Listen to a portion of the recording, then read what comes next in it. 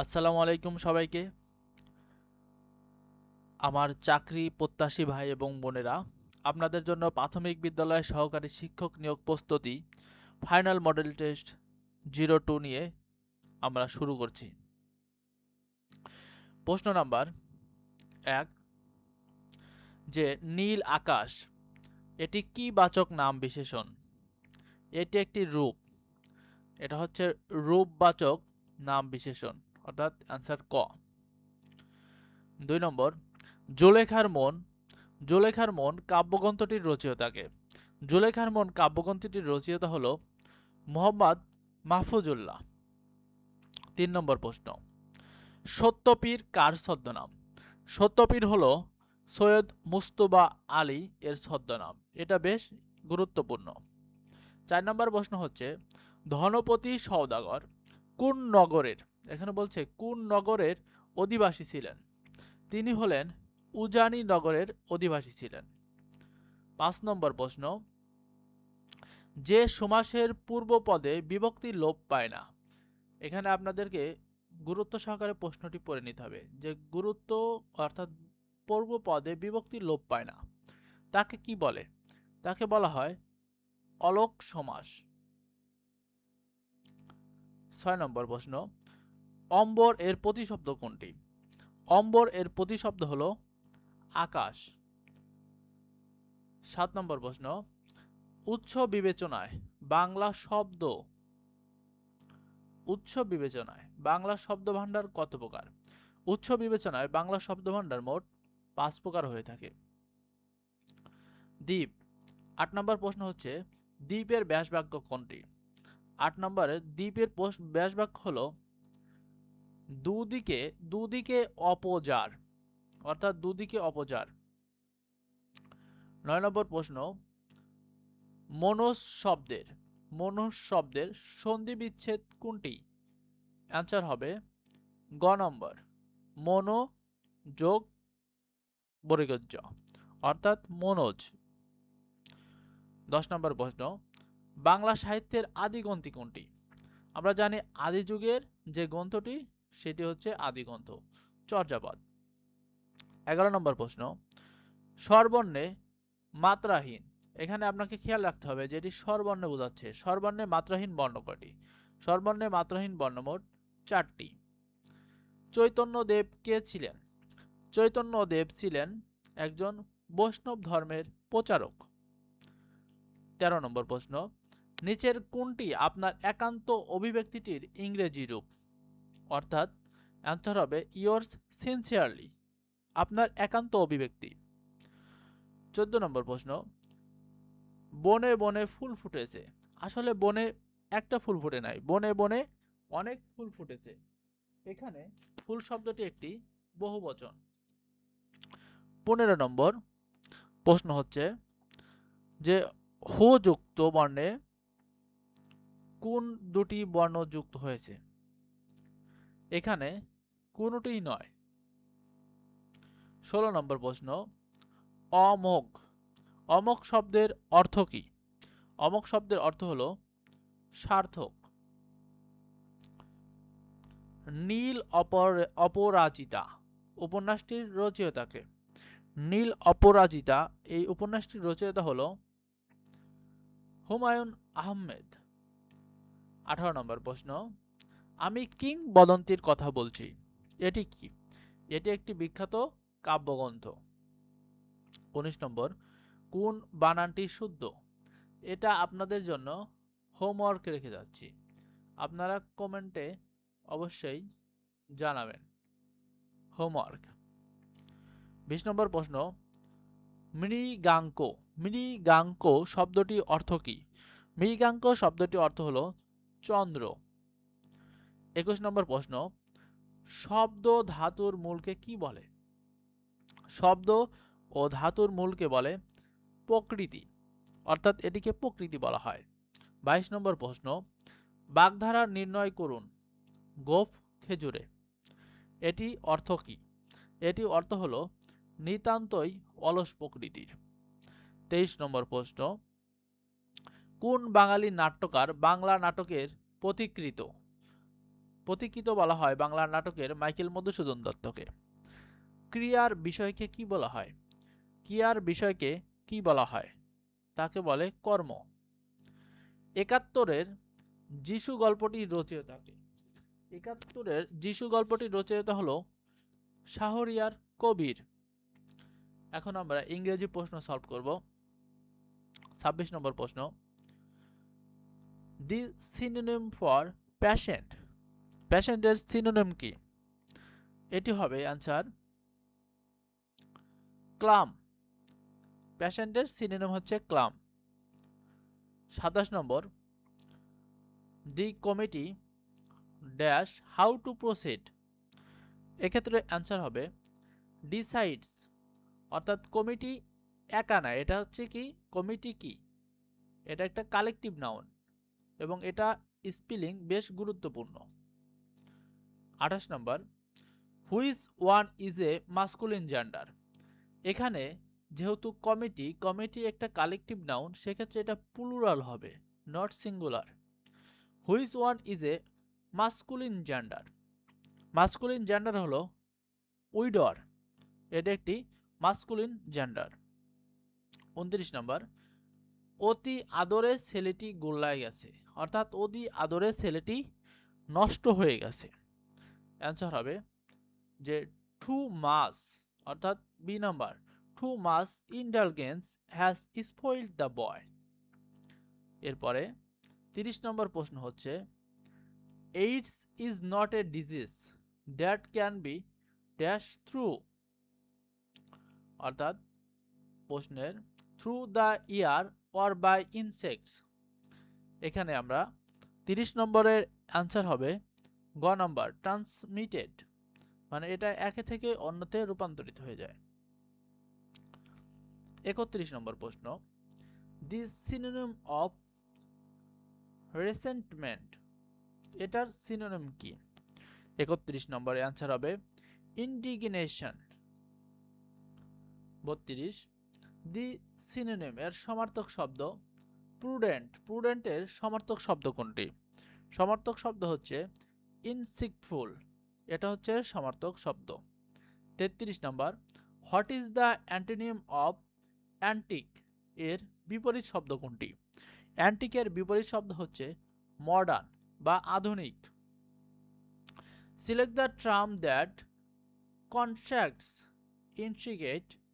অর্থাৎ 34 নম্বরের অ্যান্সার হবে ইজি, এটা সহজ। সিম্পল হবে না, কারণ এটা সহজ নয়। হ্যাঁ, ইজি খুবই সহজ, সিম্পল হলে সাধারণ, সো সিম্পল হবে না, ইজি হবে। Choose the correct spelling. অর্থাৎ 35-এর কারেক্ট স্পেলিং কি? রিপিটেশন, এটা ভুল। বি নাম্বার, এটাও ভুল। রেপিটেশন, দেখেন এটা কারেক্ট স্পেলিং, অর্থাৎ এটা অ্যান্সার। 36 নম্বর প্রশ্ন, which one is correct spelling of an education institution. আর ইউনিভার্সিটি, ইউনিভার্সিটি মানে কি? বিশ্ববিদ্যালয়, এটাই সঠিক অ্যান্সার। 37 নম্বর প্রশ্ন, asparagus means a valuable food.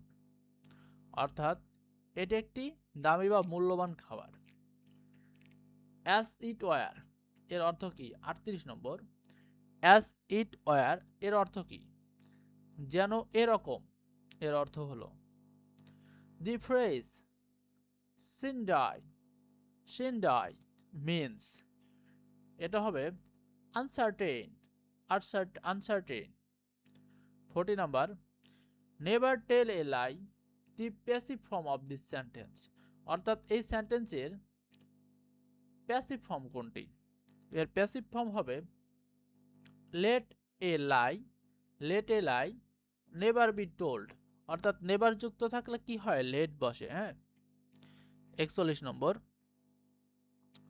I could not help লাফিং here the sentence is meaning. এই সেন্টেন্সটির বাংলা অনুবাদ বলতেছে কোনটি? 41 নম্বরের, অর্থাৎ আমি হাসতে বাধ্য হলাম। আই কুড নট হেল্প লাফিং, আমি হাসতে বাধ্য হলাম। আই কুড নট হেল্প লাফিং, নাকি আমি তাকে না হাসাতে বাধ্য হলাম? আমি না হাসাতে বাধ্য হলাম, আমি না হাসতে বাধ্য হলাম। তাহলে অ্যান্সার হবে কোনটি? অ্যান্সার হবে অবশ্যই আই কুড নট, অর্থাৎ আমি হাসতে বাধ্য হলাম। 42 হাই, 42 হাই বলতেছে, হাই আফসোস করে বলতেছে হাই, তার মা আজ জীবিত নেই, অর্থাৎ তার মা মারা গেছে। অর্থাৎ এটার অ্যান্সার হবে alas his mother is no more today, তার মা আজ জীবিত নেই। 43 নাম্বার, কতই না বিস্ময়কর মানুষের জীবন, অর্থাৎ কতই না বিস্ময়কর মানুষের জীবন। How strange man's life is, মানে বিস্ময় প্রকাশ করতেছে। ইফ যদি I lived near my office, যদি আমি আমার অফিসের নিকটে বসবাস করতাম, তাহলে কি I would be in time for work? Yes, এটাই হবে অ্যান্সার। আসলে ইংরেজি ভয় দূর করার জন্য মূলত আপনাকে বাংলা অনুবাদ পারতে হবে সঠিকভাবে। টেন্স অনুযায়ী আপনাকে বাংলা সঠিকভাবে অনুবাদ পারলে আপনি বাংলা সব ইংলিশে সব কিছু লিখতে পারবেন, সব কিছুই জানবেন। একটা ইংরেজি লিটারেচার থেকে কোশ্চেন হয়েছে, সেটা হলো who is the author of a farewell to arms, এটার লেখক কে? এটার লেখক হচ্ছে আর্নেস্ট হেমিংওয়ে। আর্নেস্ট হেমিংওয়ের একটি বিখ্যাত উপন্যাস আছে the old man and the sea. It's very very important for competitive exam. এখন আমরা কয়েকটি সাধারণ গণিত সলভ করব, ইজি ইজি। যে বলছে যে 1 মিলিয়ন সমান কত লক্ষ? আমরা জানি 1 মিলিয়ন সমান 10 লক্ষ। 1 কিলোগ্রাম, 1 কিলোগ্রাম সমান কত পাউন্ডের সমান? 1 কিলোগ্রাম 2.20 পাউন্ডের সমান। 48 নম্বর প্রশ্ন, একটি সংখ্যার বর্গ তার বর্গমূল হচ্ছে 14, 14 বেশি হলে সংখ্যাটি কত? একটি সংখ্যার বর্গ তার বর্গমূল হচ্ছে 14 বেশি হলে সংখ্যাটি কত? 48 নম্বর, 48 নম্বরে প্রশ্ন হবে, অ্যান্সার হবে কত? 4। 49 নম্বর বলা হচ্ছে কোন সংখ্যা বর্গমূলের সাথে 10 যোগ করলে যোগফল 4 এর বর্গ হবে? 4 এর বর্গ হবে, 4 এর বর্গ কত? 16। 10 যোগ করলে, অর্থাৎ 6 এর সাথে 10 যোগ করলে হবে 16, তাহলে অ্যান্সার হবে কি? 36। যদি 36কে আমরা যদি 36কে বর্গমূল করি তাহলে কত আসতেছে? 6। 6 এর সাথে 10 যোগ করলে, 6 এর সাথে 10 যোগ করলে হবে কত? 16। যা কি করলে হয়, যে 4কে যদি আমরা স্কোয়ার করি তাহলে কত আসবে? 16, অর্থাৎ অ্যান্সার কত? 36। এরপরে 50 নাম্বার, দুটি সংখ্যার যোগফল 8 যদি সংখ্যাগুলো 3:1 অনুপাতে অনুপাতে থাকে তবে সংখ্যাগুলোর গুণফল হবে। সংখ্যাগুলোর গুণফল কত হবে? সংখ্যাগুলোর গুণফল হবে 12। 51 নম্বর, 112358 এই ধারাটির অষ্টম পদ কত? অষ্টম পদ চাইছে। দেখেন এখানে হচ্ছে 1, এখানে প্রশ্ন 0 হবে, 0 1 যোগ করলে হয় 1, 1 1 যোগ করলে এই দুইটা যোগ করলে পাবো আমরা 2, এই দুইটা যোগ করলে পাবো 3, 2 3 যোগ করলে পাবো 5, 3 5 যোগ করলে পাবো 8, 8 5 যোগ করলে পাবো কত? 13, 13, 13 এবং 8 যোগ করলে পাবো কত? 21। চাইছে অষ্টম পদ, তাহলে আমরা গণনা করি 1 2 3 4 5 6 7 8, অর্থাৎ এই ধারাটির অষ্টম পদ কত? তাহলে অ্যান্সার হবে কত? অবশ্যই 21, অষ্টম পদ চাইছে।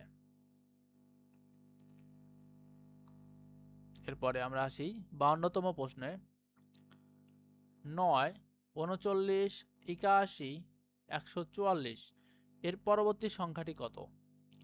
সরি, এখানে 39 বদলে হবে পরিবর্তে হবে 36। দেখুন 3 স্কোয়ার হয় 9, 3 স্কোয়ার 9, তারপরে 36, 36 কত, ছক ছক 36, 6 স্কোয়ার 36, 9 স্কোয়ার 81, 12 স্কোয়ার 144। এখানে আপনি খেয়াল করছেন যে 3, 6, 9, 12 এবং 15, এরপর আসবে 15, 18, 21, 24, 27, এভাবে ধারাটি চলতে থাকবে। অর্থাৎ 144-এর বর্গমূল হবে কত, 12। তাহলে 12-র পরে 3 যোগ করলে হচ্ছে 15, 15-র স্কোয়ার কত, 225, অ্যান্সার হবে 225। 53 নম্বর প্রশ্ন। 53 নম্বর প্রশ্ন হলো, একটি খাড়া খুঁটি মাটি থেকে 3 মিটার উপরে ভেঙে গেলে, অর্থাৎ ভেঙে বিচ্ছিন্ন না হয়ে অন্য প্রান্তে ভূমিতে 4 মিটার দূরত্বে স্পর্শ করলে খুঁটির স্পর্শ অর্থাৎ খুঁটির উচ্চতা কত হবে? খুঁটির উচ্চতা হবে 8 মিটার।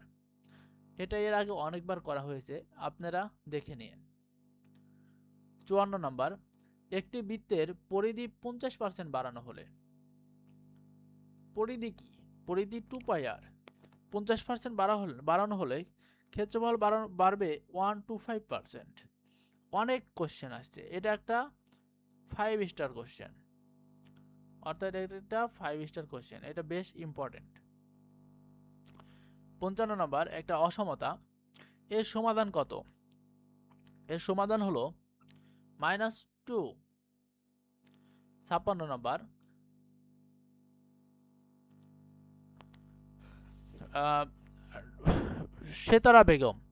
সেতারা বেগম কোন সেক্টরে যুদ্ধ করেন? তিনি 2 নম্বর সেক্টরে যুদ্ধ করেছিলেন। 57 নম্বর, দবির দীঘা অর্থাৎ দবির দিঘি কোন উপজেলায় অবস্থিত? এটি পত্নীতলা উপজেলাতে অবস্থিত। রূপপুর পারমাণবিক বিদ্যুৎ কেন্দ্রের মোট উৎপাদন ক্ষমতা, অর্থাৎ মোট উৎপাদন ক্ষমতা কত? যেহেতু 2টি চুল্লি এ পর্যন্ত চালু হয়েছে, এজন্য 2400 মেগাওয়াট। 2400 মেগাওয়াট। যদি 4টি চুল্লি সম্পূর্ণভাবে চালু হয়, তাহলে পরবর্তীতে আরও 2400 যোগ হবে, অর্থাৎ টোটাল হলো 4800। কিন্তু অপশনে যদি আপনার 2400 একটা থাকে, তাহলে 2400 অ্যান্সার হবে, কখনো দুইটা থাকবে না। 2400 বা 4800 কখনো দুইটা একসাথে থাকতে পারে না। এরপরে 59 নাম্বার, লেস ইজ মোর, এটি কোন স্থপতি দর্শন? এটি হলো মাইস ভ্যান্ডার রোহি এর স্থপতি দর্শন। 60 নাম্বার কোশ্চেন, গ্রামীণ ব্যাংকের নিয়ন্ত্রণকারী কে? আমাদের যেহেতু ডক্টর ইউনূস এখনও তিনি প্রধান উপদেষ্টাতে আছেন, এটা বেশ গুরুত্বপূর্ণ প্রশ্ন। গ্রামীণ ব্যাংকের নিয়ন্ত্রণকারী কে?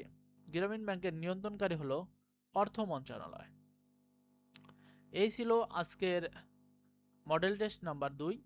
পরবর্তী মডেল টেস্ট নাম্বার দেখতে, মডেল টেস্টগুলোর সাথে থাকতে হলে অবশ্যই আমাদের চ্যানেলটিকে সাবস্ক্রাইব করে দিবেন এবং লাইক, কমেন্ট, শেয়ার করে দিবেন। ধন্যবাদ সবাইকে। আসসালামু আলাইকুম।